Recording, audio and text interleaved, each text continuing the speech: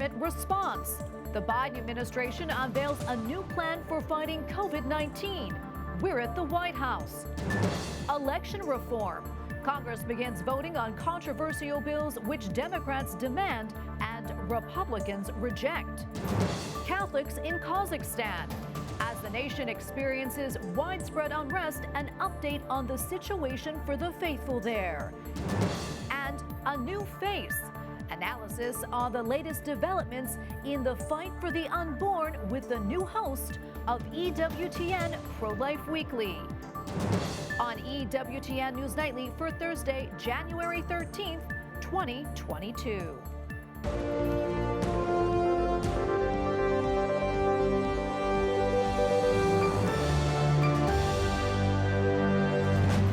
Thank you so much for being with us tonight on this feast of St. Hilary of Poitiers. I'm Tracy Sable. The U.S. Supreme Court stopped the Biden administration from enforcing a coronavirus vaccine mandate for private businesses. The conservative justices ruled that it overstepped its authority by seeking to impose mandates on companies with at least 100 employees. But the nation's highest court did allow the White House to proceed with a vaccine mandate for most healthcare workers. Meanwhile, President Joe Biden heads to Capitol Hill in an attempt to salvage his voting rights reform legislation after Democrat Majority Leader Chuck Schumer laid out a new strategy to get them passed, which may not require changing the Senate rules. Capitol Hill correspondent Eric Rosales is following the story, and he joins us now. Eric? Good evening to you, Tracy. You know, the commander-in-chief spent about an hour with Senate Democrats behind closed doors. He was talking about a number of issues. He wants to be able to make this thing happen, but when he came out, he says he's not quite sure if he can get voter reform done. As we know, the House ended up passing the voter reform measures that it's now moved on to the Senate floor for debate, but Republicans I spoke with say they are dead on arrival. I suspect he'll have about as much success with that as he did the 2 times he came over to push for Build Back Better. Both of them failed, and 3 strikes and you're out. Senate Republicans have repeatedly blocked Democrats from even debating voting rights legislation. But now, Majority Leader Chuck Schumer attached the voting rights bills to a separate bill in the House, which passed this morning. That opens the door for the Senate to debate voting rights legislation on the floor at any time without changing any Senate rules. As EWTN News Nightly has reported, Senators Kyrsten Sinema and Joe Manchin opposed dropping the 60-vote requirement to get these bills passed. The debate over the Senate's 60-vote threshold shines a light on our broader challenges. There's no need for me to restate my long-standing support. Republicans tell me keeping the filibuster intact protects the minority party in the Senate. This is all about stability. It's all about creating an atmosphere for moderation. It's about predictability when it comes to our laws. And the Senate Democrats are intent, it seems at least, their leadership, on blowing this all up. After meeting with Democrats, the president spoke with reporters. It's about election subversion. Not just whether or not people get to vote. Who counts the vote? Republicans argue these bills are nothing more than a federal takeover of voting rights. It's been incredibly frustrating to be able to hear the president and the vice president and Senator Schumer talk about voting rights and to basically say if you vote against this bill, if you disagree with this bill, you're a racist. Senate Democrats want a final vote on the issue on or before Dr. Martin Luther King Day. That's Monday. But with Senator Joe Manchin and Sinema not on board, and also we've learned late this evening that Senator Brian Schatz left the Capitol. He's from Hawaii, a Democrat. He left the Capitol positive with COVID. So that only leaves them with 47 votes right now. Tracy? Well, Eric, even with a path forward to debate these bills, I mean, the real test for Democrats is to get these bills passed, and they still have to get around the filibuster. So why are they doing this in the first place?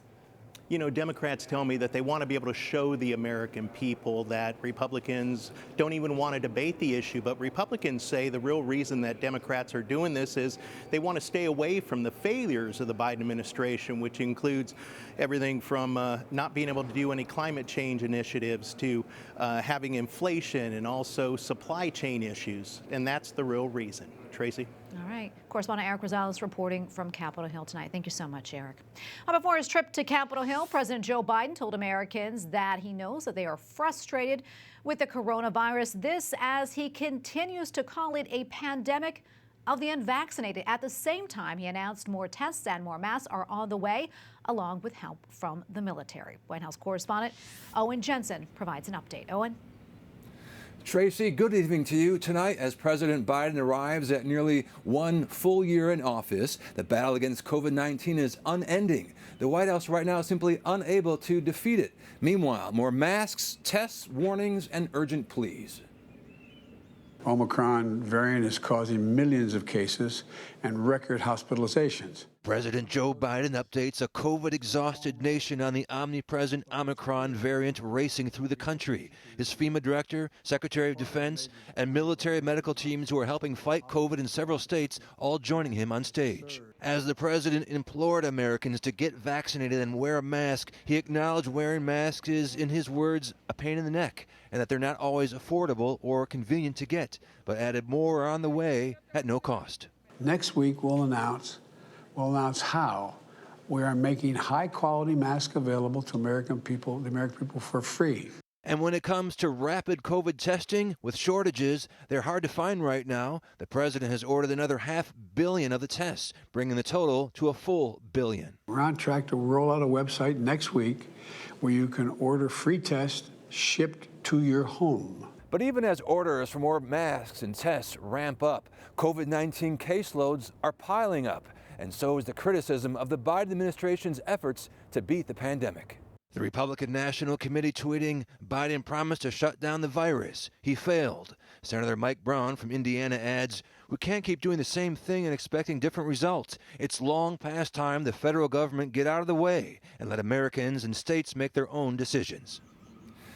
Now back to that Supreme Court decision today on the vaccine mandates. The president released a statement shortly after saying he's basically happy with the requirement for healthcare workers that has to stay in effect. The Supreme Court giving the thumbs up on that, the go-ahead. But on the OSHA mandate, the president saying, quote, that he's disappointed the court chose to block common sense life-saving requirements for employees at large businesses. At the White House, Owen Jensen, EWTN News Nightly. Finding all the items on your grocery list may be a challenge these days, as many stores across the nation have shelves that are virtually empty. The shortage has prompted some companies such as Aldi to issue apologies for the lack of products. The hashtag #BareShelfBiden has been trending on Twitter this week. And Dr. Anthony Cannizzaro, Associate Professor of International Business and Associate Dean of the Busch School of Business at Catholic University of America and the Director of Catholic University's New Family Business Consortium, joins us now.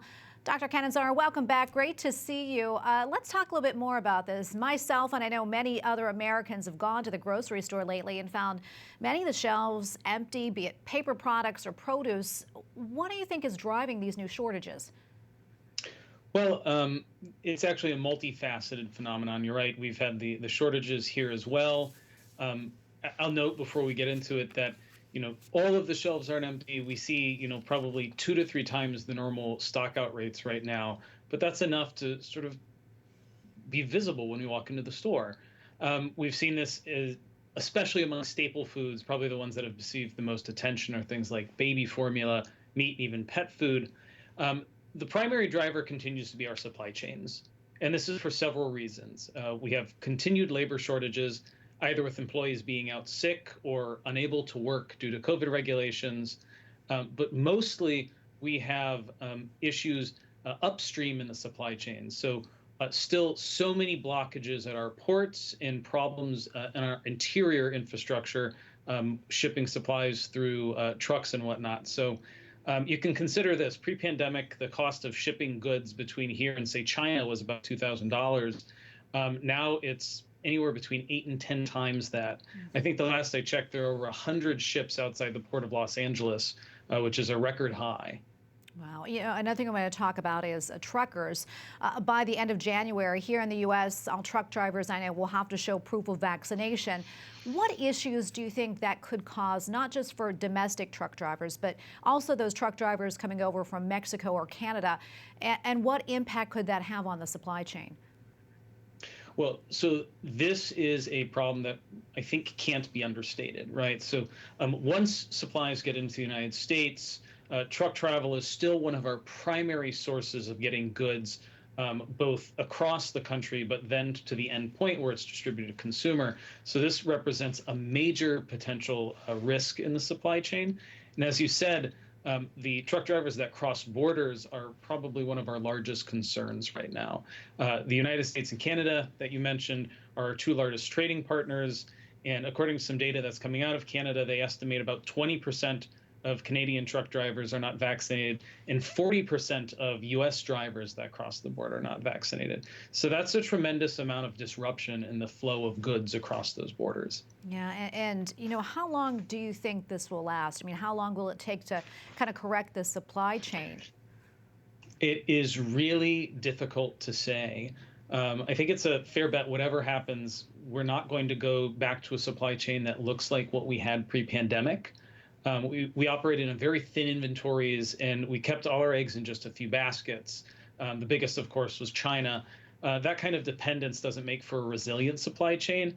And so it's in the face of massive global shocks, it's not something that we want to recreate. So at the end of the day, probably it's not going to be until regulations allow people to get back to work so that businesses can respond to these shortages that we're really going to see what this new normal is going to look like. Yeah, and it's not just shortages, as you know, that's the only problem facing our economy right now.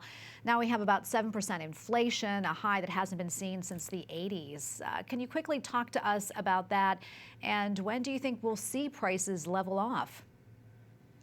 Well, so these are actually very related issues, right? So the Wall Street Journal is reporting that labor shortages, inflation, and supply chain problems now rank above COVID as the primary concerns raising, sort of weighing on U.S. corporate executives, right? So inflation is a bigger concern than COVID. And what that means for us is that we have to wait for the private sector to be able to sort of normalize for all of this to come back down. It's really difficult to project how quickly prices will return to normal. It's not going to be until we have a sort of a private sector solution. Well, Dr. Cannizzaro, thank you so much for weighing in. I wish we had better news, but hopefully next time. All right. Thank you so much for having me. Coming up, the coronavirus reaches a sad milestone in Africa. And amid the violent protests in Kazakhstan, how the faithful are responding.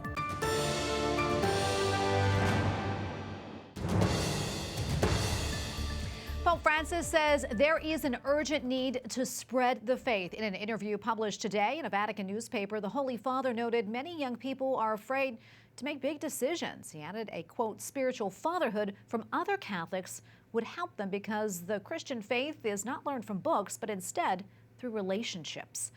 A Catholic leader in Nigeria says things must change in the country after gangs of gunmen recently killed at least 200 people. In an interview this week with Vatican News, Cardinal John Aniakan said in part, quote, we weep for these victims. The sooner we find a stable country for everyone, the better it will be. In just the past month, around 10,000 people are believed to have been displaced by violence. Well, Africa has passed 10 million cases of coronavirus infections. Across the continent, death rose by 64% in the past week, mainly due to infection among people at high risk. Nonetheless, fatalities recorded so far in the fourth wave remain below those in the previous waves. The WHO regional director reports more than 230,000 deaths in Africa due to COVID-19. He also cites vaccination rates in Africa at only 10% of the population compared to the global rate of 50%. In southwestern China today, an accidental flood at a hydroelectric power plant has killed 7 workers and left 2 others missing. Initial reports say the cause of the accident was a plug valve to a water pipe which burst. More than 400 rescuers responded to the scene. 2 plant workers were rescued. A new report says the recent violence in Kazakhstan led to more than 160 deaths and around 12,000 arrests. Protests against a rise in fuel prices turned violent earlier this year.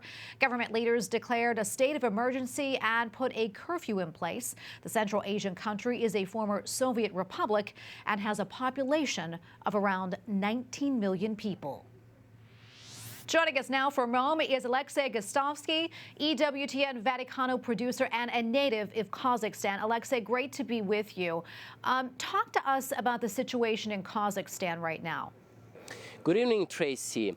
Well, today the Kazakh National Security Committee announced the end of the state of emergency in the capital of Kazakhstan, as well as in the 13 other regions. So this means that people can go back to normal life with no curfew or checkpoints and with a consistent internet connection. However, in the southern regions of Almaty and Zhambyl, where the situation was most critical and violent, the government's so-called anti-terrorist operation is still in place. And Tracy, another important event that happened today was that around 2,500 peacekeeping troops who had come from the Collective Security Treaty Organization from countries like Russia, Belarus, and Armenia have started to depart Kazakhstan. And they are expected to leave completely within 10 days. This announcement of troops leaving was welcomed by the U.S. State Department that has been urging all collective peacekeeping forces to respect human rights and fulfill their obligation to leave Kazakhstan quickly, as requested by the Kazakh government. Alexey, I mentioned that you're originally from Kazakhstan. What are you hearing from people over there, and how have they responded to the recent violence? Well, there are many concerns from different groups of people, but I would say that everyone in Kazakhstan is united by the hope that the new government that was formed this Tuesday will improve the social and economic situation in the country, and the justice system will act quickly to process the 10,000 people who are currently being detained, so that the peaceful protesters will be released and the violent aggressors will face justice. And I would like to remind you that Kazakhstan completely abolished the death penalty on January 2nd, and last year passed a new law that allowed for more peaceful protests. Also, the price of fuel has been lowered. So time will tell what effect all this will have on the stability on the country. And Alexey, what about the Catholic Church? How is it doing amid the violence? Thankfully, there were no reports on attacks or vandalism on the churches. Now, Kazakhstan is a majority Muslim country, but with an officially recognized Christian minority. For the period of the state of emergency, the faithful were advised not to gather inside the churches. And following Pope Francis' Sunday Angelus address, where he entrusted Kazakhstan to Our Lady of Ozernoye, Archbishop of Astana Tomasz Peta invited the whole country to celebrate Mass today with intentions of peace and prayers for victims, and sadly, the number of victims stands at 164, including children and elderly. And Tracy, I also spoke with the Kazakh ambassador to the Holy See, Alibek Bakayev, on Monday, and he said that despite the recent tragedy and unrest, there are still high hopes that Pope Francis will accept invitation to visit Kazakhstan this year. And this will be the second visit of the Roman Pontiff after St. John Paul II apostolic trip in the country in 2001. Tracy? Well, Alexey, thank you so much for your time today. Great to be with you. Thank you, Tracy. Up next, a new poll reveals the attitude of Democrats toward abortion.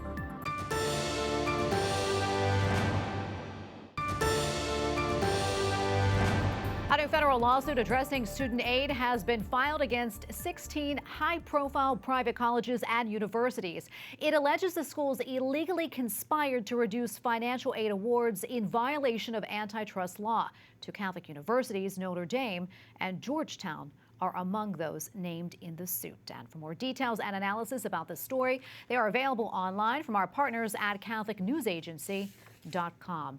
A new poll shows Democrats are more interested in the federal government protecting access to abortion than they have been previously. An Associated Press poll finds 13% of Democrats say access to abortion is a priority. That is up from 1% last year. This comes as Roe versus Wade has the possibility of being overturned by the Supreme Court in the spring. And we welcome now Prudence Robertson, the new host of EWTN Pro-Life Weekly. Prudence, welcome. So good to see you. First off, congratulations and welcome to the EWTN family. Thank you, Tracy. It's so good to be here, and I'm so excited to be a part of the legacy here at EWTN. Pro-Life Weekly is such a beacon in the light in a world of media that just continually promotes the culture of death. And so I'm so excited to be here reporting on life, the greatest human rights issue of our day, and to be among colleagues such as yourself. It's really just a treat. Well, we're excited for you and can't wait to see your first show, which is going to air tonight. Talk to us about what you're most excited about. I know that you've been on the show many times before as a guest, but a host is a little bit different. What are you looking forward to in this new role? Well, you know, there's nothing like EWTN Pro-Life Weekly. It is the only show that covers the life issue exclusively and focuses on that as the preeminent issue. And I think it's so important that we're reporting on that, especially now with the Dobbs case coming up in June, hearing a decision on that that could result in, you know, more states being able to embrace life. It's just, you know, I just can't imagine all of the opportunities that we'll have to really shed light on some encouraging stories that just show that the nation is on the side of life. Yeah, and I know you and I talked before, and you have a lot of projects that you want to work on for this show. For those who may not be all that familiar with you, I know you've been on the show, like I said, many times before, but tell us a little bit more about yourself and your connection to the pro-life movement. Yes, well, I've been pro-life since I was very, very young, but I am coming to EWTN from the Susan B. Anthony list, which is the leading national political pro-life group in the country. I served there as communications associate for about 3 years under the amazing leadership of the Susan B. Anthony list executive team, Marjorie Dannenfelser, Mallory Quigley, and many others. I really just was able to learn so much about the ins and outs of the issue of abortion, about the importance of analyzing when politics and policy come together on this crucial issue. I was privileged to travel across the country and hear from people, just average American people, about their views on abortion. And what I learned is that the majority of Americans are pro-life. And, you know, it was just such an honor to be able to work at Susan B. Anthony List and really grow my knowledge of the issue there and defend the unborn in that role. And I'm excited to continue doing that here at Pro-Life Weekly. Yeah, what a great addition. We're so happy. You know, I'm going to talk about the poll that we mentioned before, the Associated Press poll, finding a significant increase in Democrats who want the government to protect access to abortion. I want to get your analysis on that. What do you think? Well, it's unsurprising that Democrats are galvanized on this issue because they're scared. They're scared that soon they might not be able to have access to abortion. The reality is that our nation's laws are extreme. States' hands are tied when it comes to passing pro-life laws that reflect the will of pro-life people.